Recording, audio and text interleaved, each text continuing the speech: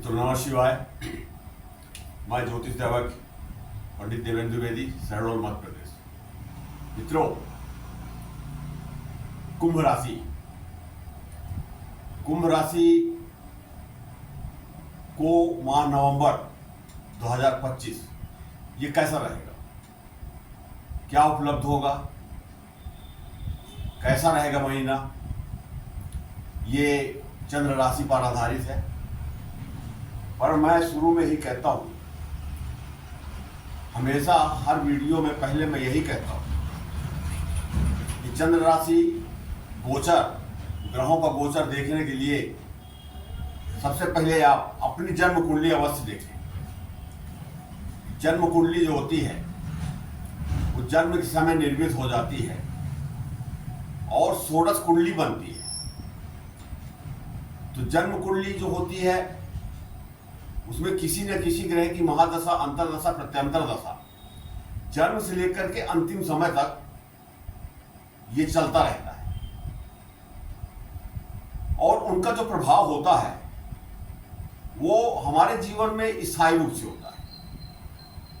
शुभ फल हो या अशुभ फल हो, योग कारक ग्रहों की महादशा, अंतरदशा हो या मारक ग्रहों की, ये बड़ा ही महत्वपूर्ण विषय बन जाता है। पर सिर्फ चंद्र राशि पर आधारित विश्लेषण पूर्ण रूप से सही नहीं होता है। ये चंद्र राशि पर आधारित है, इसको कहां कहां देखना चाहिए। देखिए मित्रों, सत्यता तो ये है कि हर व्यक्ति, कुछ लोग हैं जो ज्योतिष के ज्ञान के लिए वीडियो देखते हैं और इसके आगे वो कुछ सोचते भी नहीं है। न उनको लाइक से मतलब है, न सब्सक्राइब से मतलब है, न शेयर से मतलब है, और किसी अन्य बात से कोई मतलब नहीं है। बहुत से लोग हैं ऐसे जो ज्योतिष का ज्ञान वीडियो के माध्यम से प्राप्त करते हैं। पर बहुत से लोग हैं जो अपने बारे में सब कुछ जानना चाहते हैं। तो ऐसे तो ग्रहों को लेकर के हम बात करें, षोडश कुंडली बनती है कि सप्तमांश है, नवमांश है, दशमांश है, द्वादशांश है, बहुत सी कुंडली बनती है। एक एक ग्रह के लिए कुंडली बन जाती है, एक एक प्रश्नों के लिए कुंडली बन जाती है। उसी में अष्टक वर्ग सारणी है, भिन्नाष्टक वर्ग सारणी है, ये भी महत्वपूर्ण कुंडली है। सारणी है, गिनती है, लेकिन कुंडली मान लीजिए। अब यहां पर 5 कुंडली का विश्लेषण कम से कम आपको देखना चाहिए। यदि 5 ग्रहों का विश्लेषण आप नहीं देख रहे हैं तो एक कुंडली में जो सही बातें बताई जा रही हैं, हो सकता है दूसरी कुंडली में वही ग्रह अशुभता लेकर के बैठा हो, उसका परिणाम नहीं आएगा। तो जन्म कुंडली, नवमांश कुंडली, चंद्र कुंडली, गोचर कुंडली, अष्टक वर्ग सारणी और भिन्नाष्टक, ये 5 कुंडली होती हैं जिनको देख करके हम ये जान पाते हैं, हमें पता चलता है कि हमें क्या करना चाहिए, क्या नहीं करना चाहिए। और ग्रहों का जो खेल है, ग्रहों का जो प्रभाव है हमारे जीवन में कैसा कैसा होगा। यहां पर जैसे मैं कुंभ राशि की बात करूंगा तो कोई भी राशि, मेष से लेकर के और मीन तक, कोई भी राशि, 9 ग्रह होते हैं, 9 के 9 ग्रहों से वो व्यक्ति प्रभावित होता है। जन्म कुंडली में जिस ग्रह की महादशा, अंतरदशा, प्रत्यंतर दशा चलती है उससे प्रभावित होता है और वो स्थायी रूप से प्रभावित होता है। गोचर कुंडली में जो ग्रह गोचर में चलते हैं वो कुछ समय के लिए होते हैं, 15 दिन, 20 दिन, 25 दिन, 1.5 महीना, 18 महीना, 2.5 साल, ऐसे करके वो उनका समय निर्धारित होता है। उस समय के बाद वो एक राशि से दूसरी राशि में चले जाते हैं। कुछ ना कुछ तो परिणाम मिलते हैं, पर जीवन में 9 के 9 ग्रह पॉजिटिव हो जाएं, 9 के 9 ग्रह हमें शुभ फल प्रदान करें, शायद ऐसा संभव नहीं है किसी भी जातक के जीवन में। और यही ग्रह कभी अच्छे परिणाम देते हैं, कभी खराब परिणाम देते हैं, कभी इतने खराब परिणाम दे देते हैं कि आदमी व्याकुल हो जाता है, पागल हो जाता है, उसे कोई रास्ता नहीं दिखता कि हम जाएं तो जाएं कहां। अपनी कुंडली का विश्लेषण जो है आप स्वयं करना सीख जाए तो बेहतर है, अच्छा है। सूक्ष्म रूप से आप ज्योतिषी न बनिए, अपनी जानकारी ले लीजिए और अवसर मिलने पर किसी और की भी कुंडली दे सकते हैं आप, व्यवसायिक दृष्टिकोण से नहीं, ज्ञान की दृष्टिकोण से। जैसे कुंभ राशि की कुंडली है तो यहां पर 9 के 9 ग्रह हैं और ये 9 के 9 ग्रह अपना फल जो है प्रदान करेंगे, और जिस भाव में जिस राशि में ग्रह बैठे हैं उसी के भाव को वो अच्छा परिणाम देंगे या खराब परिणाम देंगे। योग कारक ग्रह होंगे तो अच्छे परिणाम, मारक होंगे तो परेशान करने वाली बात होगी, समस्याएं खड़ी होंगी। पर ये गोचर में कुछ समय के लिए आता है और महादशा अंतरदशा होती है, वो एक लंबे समय तक के लिए महादशा चलती रहती है। अब यहां पर कुंभ राशि के जातकों के लिए ये माह जो है नवंबर 2025 गोचर के अनुसार बहुत ही अच्छा है, अति सुंदर। अब इसके परिणाम बहुत से लोगों के लिए प्रश्न रहते हैं कि गुरुजी आप बताते हैं पर हमें उसका फल प्राप्त नहीं होता। तो भैया आप एक काम करो ना, आप पहले अपनी जन्म कुंडली में देख लीजिए, जिस ग्रह का गोचर चल रहा है उस ग्रह की स्थिति क्या है जन्म कुंडली में। जन्म कुंडली में वो किस भाव का स्वामी है, किसी पाप ग्रह से युति तो नहीं बना रहा है, दृष्ट नहीं हो रहा है, महादशा अंतरदशा किसकी चलती है, इन सब बातों का ज्ञान होना आवश्यक है। और फिर इसके बाद हम नवमांश में देखते हैं। नवमांश कुंडली में लग्न कुंडली तो बहुत अच्छी दिख रही है, बहुत अच्छी दिख रही है, सब कुछ प्राप्त हो रहा है, पर वहीं नवमांश में जाकर के देखते हैं तो सब खराब हो गया, तो फल नहीं मिलता।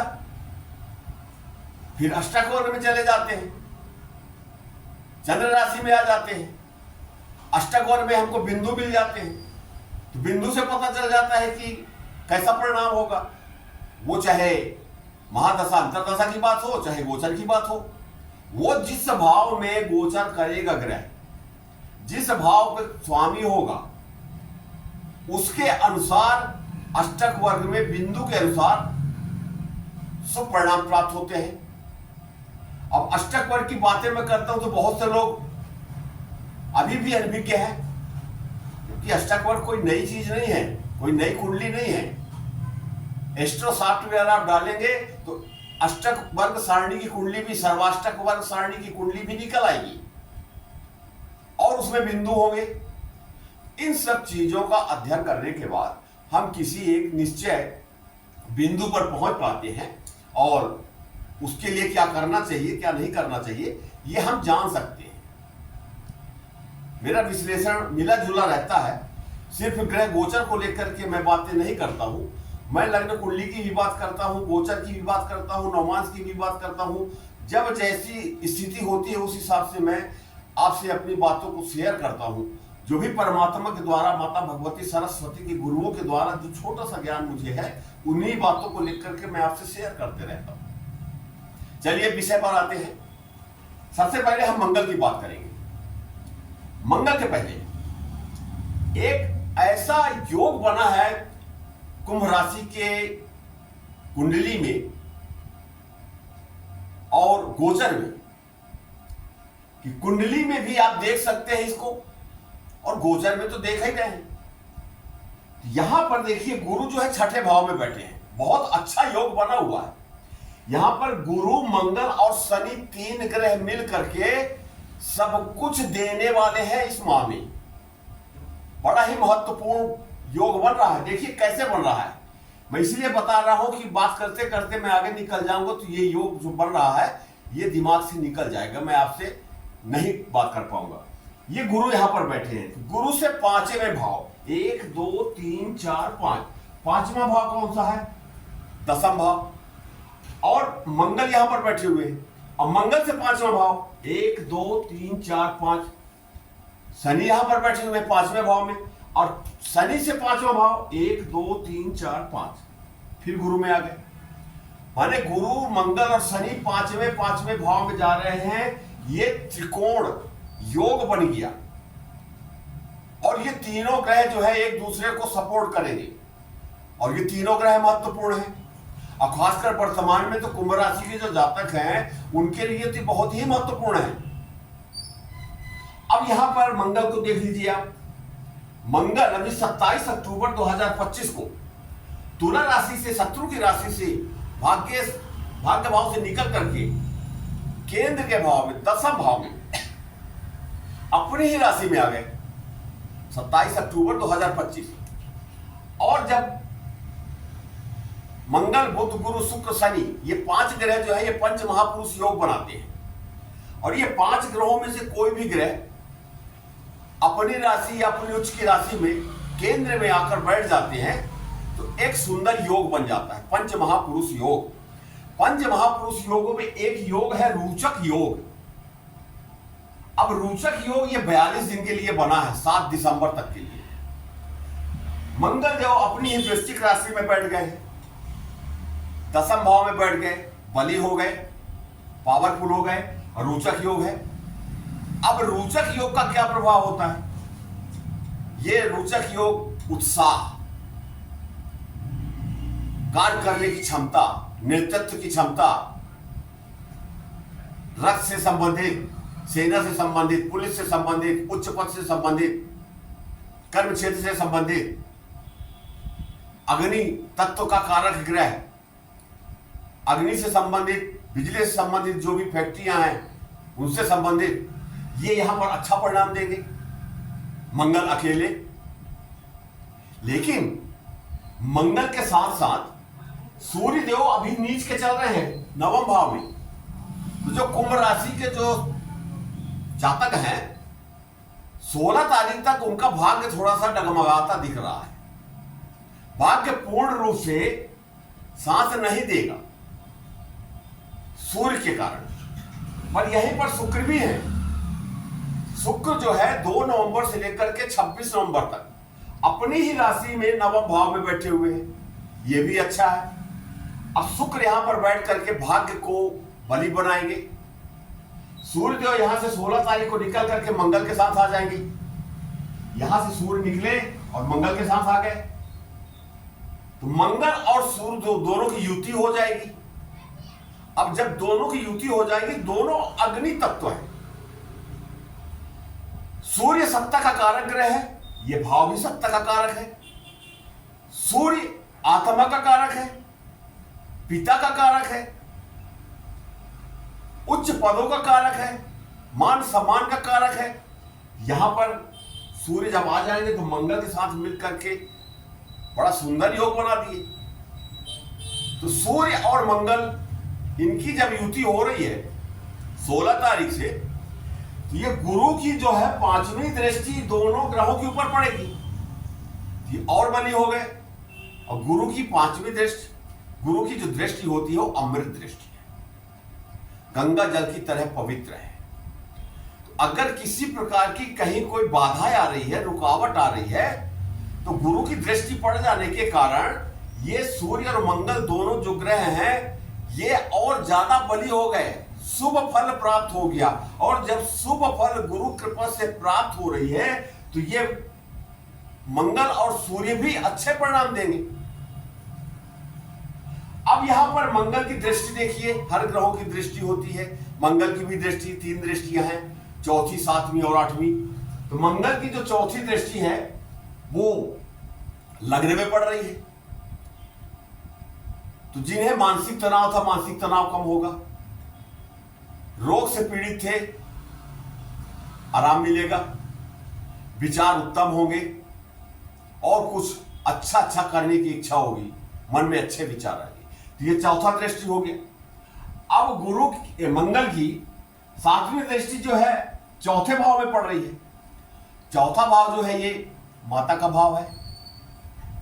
मकान, वाहन, संपत्ति, छोटे बच्चे जो KG1 KG2 में पढ़ रहे हैं, क्लास 1 में पढ़ रहे हैं, पैतृक संपत्ति और जन्म स्थान, प्रॉपर्टी का काम, इसका भाव है। तो कुंभ राशि के जो जातक हैं वो अगर प्रॉपर्टी का काम करते हैं, जमीन खरीदना बेचना, प्रॉपर्टी डीलिंग का काम, उनके लिए ये मंगल देव जो हैं यहाँ 7वीं दृष्टि डाल करके अच्छा फल प्रदान कर रहे हैं। काफी समय से रुका हुआ जो सौदा था वो क्लियर हो सकता है, अच्छे सौदे हो सकते हैं, अच्छे सौदे आ भी सकते हैं। ये 42 दिन का मैंने आपसे कहा है कि ये गोचर कुंडली है, अस्थायी है, तो कुछ दिन के लिए अच्छे परिणाम देने के लिए ग्रह जो है गोचर करते हैं। यहाँ पर जो है जिन कुंभ राशि के जो जातक हैं उनकी माता का अगर स्वास्थ्य ठीक नहीं था तो स्वास्थ्य में सुधार होगा, वाहन खरीदना चाहते थे वाहन खरीद पाएंगे, मकान बनाना चाहते थे मकान बना पाएंगे, जमीन खरीदना चाहते थे जमीन बना पाएंगे। ये स्थिति है 7वीं दृष्टि से मंगल और सूर्य के कारण। अब मंगल की जो है 8वीं दृष्टि पंचम भाव में पड़ रही है, पंचम भाव भी जागृत होगा। पंचम भाव बड़ा ही महत्वपूर्ण है, आवाज के परिवेश में तो बहुत ही महत्वपूर्ण है। ये विद्या बुद्धि संतान, लॉटरी, शेयर मार्केट, सट्टा, म्यूचुअल फंड जहां हम इन्वेस्ट करते हैं पैसे, वो प्रेम संबंध, फिल्मी दुनिया के कलाकार, टीवी कलाकार, गायक, लेखक, गीतकार, संगीतकार, ये बहुत महत्वपूर्ण भाव है। तो इस क्षेत्र से जो लोग जुड़े हैं, कुंभ राशि के जो लोग हैं, और जितनी मैंने आपको बातें बताई, अगर वो इस क्षेत्र से जुड़े हैं तो उन्हें अच्छी सफलता प्राप्त होगी। लेकिन यहां पर मैं एक बात और बोलूंगा, देखिए यहां पर मैं जन्म कुंडली की बात आपसे किया हूं, नवमांस की नहीं किया हूं। ये गोचर कुंडली है, चंद्र राशि पर आधारित है। इसके बाद आता है अष्टक वर्ग सारणी और उसके बाद आता है भिन्नाष्टक। अब यहां पर हम कैसे जाने कि यहां दृष्टि तो पड़ रही है, ठीक है, यहां मंगल गोचर कर रहे हैं, ये भी ठीक है, जो जहां ग्रह बैठे हैं सब अपनी जगह में उत्तम, ठीक है, कोई दिक्कत नहीं है। लेकिन हमें कैसा पता चले, हम इतनी बात सिर्फ मान करके कि ज्योतिषी जी ने बताया है कि यहां पर दृष्टि पड़ रही है, यहां पर मंगल देव बैठे हैं, सूर्य देव बैठे हैं, अच्छे परिणाम आएंगे, ऐसा नहीं है। अब हमको अष्टक वर्ग में हम जाएंगे तो यहां पर हमको पॉइंट देखना पड़ेगा कि पॉइंट कितना आ रहा है। पॉइंट यहां बिंदु लिखे होते हैं, अंक लिखे होते हैं। 28 बिंदु जो होता है सामान्य स्थिति होती है, 22 से 28 अगर है तो ये थोड़ा सा कम हो गया, पर 22 से अगर कम हो गया, नीचे हो गया। अब देखिए ग्रहों को हम कैसे पहचान रहे हैं कि हमें क्या परिणाम दे रहे हैं। ये बिंदु जो है ये कोई साधारण अंक नहीं है। ये अष्टक वर्ग सारणी में, सर्वाष्टक वर्ग सारणी में साधारण अंक नहीं है। 7 ग्रह आपस में मिल करके एक दूसरे भाव को जो है बल देते हैं, अंक देते हैं, बिंदु देते हैं, रेखाएं देते हैं। यहां पर 28 बिंदु है, 28 से कम, 22 से कम है अगर, तो जो मैंने आपको बताया विद्या बुद्धि संतान, शेयर मार्केट, सट्टा, इसमें लॉस होने की 100% संभावना बन जाती है। तो ऐसे जातक इन सी चीजों से दूर रहें। प्रेम संबंध अगर कर रहे हैं तो धोखा खा जाएंगे, और 22 से नीचे जितना जाएगा समस्याएं उतनी ज्यादा ही पनपती चली जाएंगी। अब विश्लेषण देखिए महादशा का, गोचर का और अष्टक वर्ग का, ये पॉइंट्स आते हैं यहां पर। 28 से ज्यादा अगर हो गया तो अति उत्तम, बहुत ही सुंदर है, आप जो चाहते हैं सफलता प्राप्त होगी। पर सबकी कुंडली में तो ऐसा नहीं है। किसी के घर में कोई भी 23 अंक होगा, कहीं 20 अंक होगा, कहीं 40 अंक होगा। जो बिंदु हैं अलग अलग भावों में अलग अलग। अब ये बिंदु क्या करते हैं, बिंदु को हम सामान्य रूप से अंक न समझे, गिनती के अक्षर न समझे। ये बिंदु जो है उस भाव को प्रदर्शित करते हैं कि ये भाव हमारा कितना बली है। इस भाव से जो हमारे विषय हैं वो हमें कितना परिणाम देंगे भी कि नहीं देंगे, या सामान्य स्थिति रहेगी। अच्छा, ये बिंदु नहीं बदलते हैं, ये भी मैं आपको बता दूं। रात की ग्रह जो है जैसे राशि परिवर्तन करते हैं, नक्षत्र परिवर्तन करते हैं, ये बिंदु लग्न में जैसे राशि फिक्स है वैसे ये बिंदु भी फिक्स है। अब गोचर में कोई ग्रह कहां चल रहा है, अब जैसे आप भले ही कुंभ राशि के जातक हैं, आपकी मंगल की महादशा चल रही है या नहीं चल रही है, मंगल गोचर में रोचक योग बना रहे हैं, अगर यहां पर 23 बिंदु मिल गया, ये रोचक योग, ये मंगल देव सूर्य देव दोनों अच्छे परिणाम नहीं देंगे। ये सर्वाष्टक वर्ग का विश्लेषण है। और यहीं पर अगर 28 से ऊपर बिंदु चला गया, अब 22 से 28 के बीच में है तो सामान्य स्थिति रहेगी, जैसे पहले था वैसे अभी है, आगे भी वैसे ही रहेगा। पर 28 प्लस अगर हो जाता है तो बड़ी अच्छी बात है। जितने बढ़ते चले जाएंगे 32, 35, 38, 40, 42, जितना बढ़ेगा ये उतनी ही अधिक मात्रा में, उतनी ही जल्दी वो चीजें प्राप्त हो जाएगी। वो चीजें मतलब अगर यहां पर मंगल वृश्चिक राशि में है, कोई जातक पुलिस के उच्च पद में है,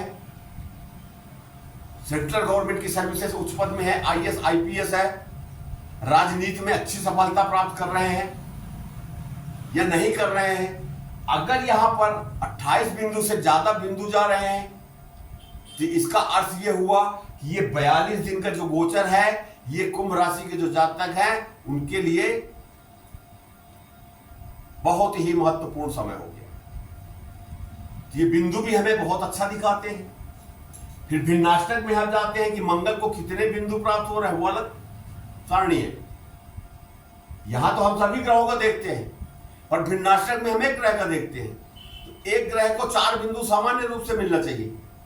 4 से कम आया तो समस्या है, और 4 से ऊपर चला गया तो उत्तम।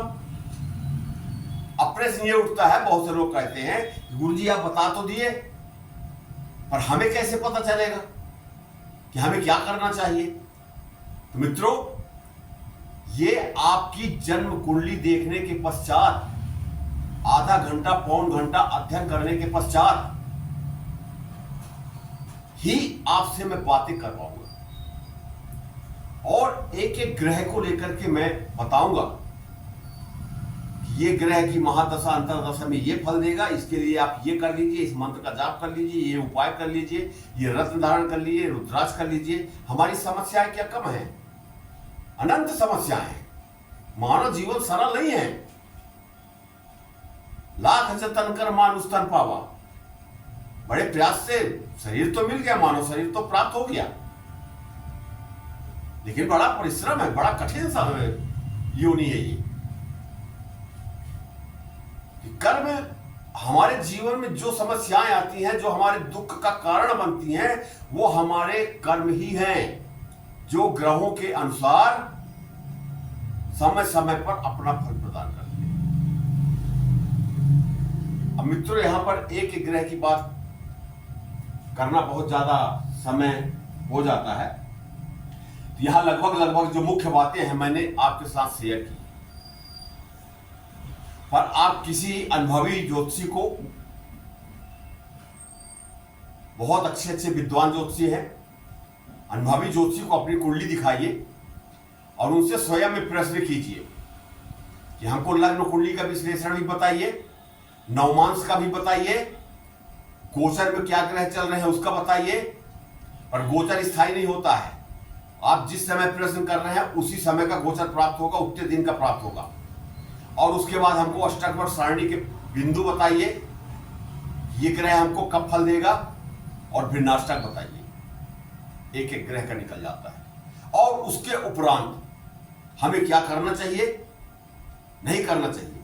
और मैं कड़वा सच तो ये बोलूंगा कि हमारे बहुत से जातक जो हैं, मैं देखा हूं, एक नहीं अनेक,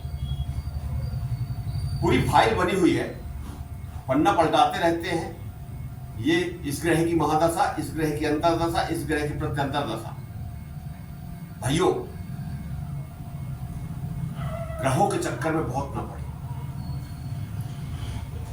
ज्योतिषी जानकारी, ज्योतिषी ज्ञान होना बहुत अच्छी बात है, पर सिर्फ ग्रहों के चक्कर में अगर पड़ेंगे तो मैं आपको बिल्कुल ये विश्वास के साथ कह सकता हूं कि अधिकतर मैं ये सुनता हूं कि इस ग्रह की महादशा चल रही है तो अच्छी थी, अब इस ग्रह की अंतरदशा आ रही है तो बर्बाद हो गई। नहीं, उसके साथ साथ मैंने जो आपसे कहा है, 5 कुंडली का अध्ययन कीजिए, एक महादशा अंतरदशा सब कुछ आपके सामने होगा और पीछे की भी बात पता चल जाएगी। चलिए, आगे की बात हम नहीं मानते। थोड़ी देर को हम जो बोल रहे हैं गलत बोल रहे हैं, हम आगे की बात नहीं मानते हैं। पर आपका जीवन अगर 40 वर्ष का है, 45 वर्ष का है, और मैं जन्म से लेकर के 20 साल तक बताया कि आपका जीवन ऐसा था, फिर 20 से 40 बताया कि आपका जीवन ऐसा था, फिर 40 से 60 बताऊंगा कि आपका जीवन ऐसा होगा, बुढ़ापा बताऊंगा 60 से 80, वृद्धावस्था, आपके पास पैसे होंगे नहीं होंगे, आपका स्वास्थ्य कैसा होगा, धन कैसा होगा, बैंक बैलेंस कैसा होगा, परिश्रम जीवन में कितना करना पड़ेगा,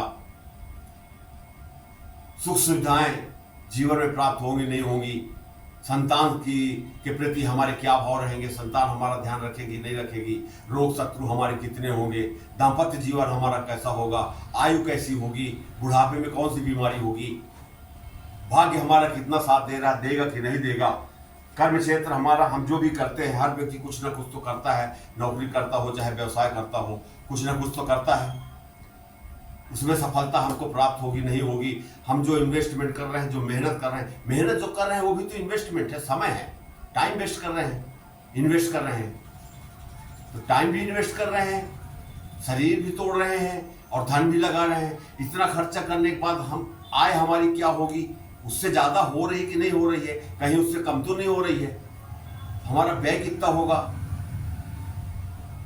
बहुत से प्रश्न हैं जीवन में, सुलझे प्रश्न है। तो सिर्फ ग्रहों को लेकर के आप लोग बैठे, ग्रहों के चक्कर में आप रहेंगे तो वहीं वहीं घूमते रहेंगे, कुछ नहीं होने वाला है। ये तो पूरा एक महासागर है, ये इसमें डुबकी लगाइए समझ में नहीं आता, गागर में सागर है ये ज्योतिष। मुझे तो बहुत छोटा सा ज्ञान भगवान ने दिया है, लेकिन मैं आपको सही मार्ग बता रहा हूं कि आप सिर्फ ग्रहों के चक्कर में और महादशा अंतरदशा के चक्कर में ना पड़े।